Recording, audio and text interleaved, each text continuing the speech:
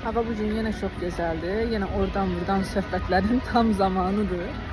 Deməli 2 gün əvvəl mənə bir mesaj gəldi. Bu mesajı sizlə bölüşmək istəyirəm. Məni çox düşünməyə vadar elədi. Məni tanıyan bir xanımdır və mən onu tanımıram, belə deyim.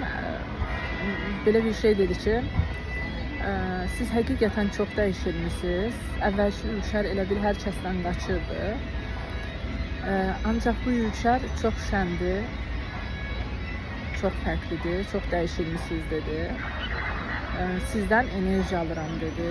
Bu məni aşırı xoşbəxt elədi.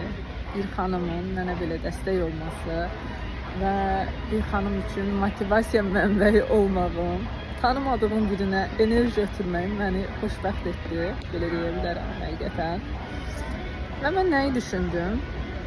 Bu Ülker necə dəyişdi? Nə oldu ki dəyişdi? Zaman aşımında düzünü desəm, özüm o qədər hiss eləməmişəm ki, necə dəyişdim və yaxud da çox mübarizə aparmışam, çox çətinlik görmüşəm. O anda fərqinə varmırsan, yorulursan. Amma zaman keçir deməli və sən həqiqətən dəyişirsən.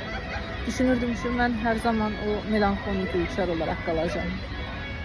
Amma yox, dəyişmişəm. İnsanlara başqa bir enerji ötürürəm. Əvvəlki Ülker necə idi? İstədiyim bir həyatı yaşamırdım.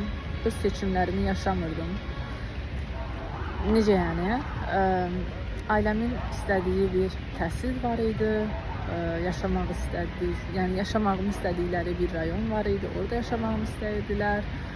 Müəllim olmağımı istədilər, amma mən buna aid deyildim.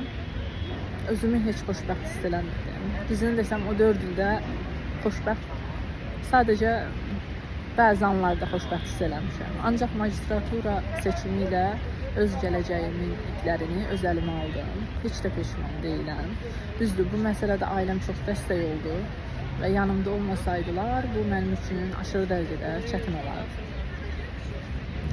Belə, amma indiki Ülker daha öz ayaqları üstündə dura biləndir. Daha güclüdür, çox şükür. Daha inanclıdır hər şeyə qarşı. Doğrusunu desəm, keçmişdəki Ülker daha çox keçmiş və gələcək odaqlıydı. Amma bu Ülker anı yaşayır, anı yaşamağı seçir. Və bundan da peşman deyiləm.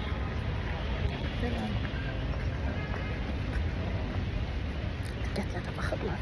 Amma istədiyim bir şey əldə eləmişəm. Heç kimə deyil. Neyse. Sağ olun.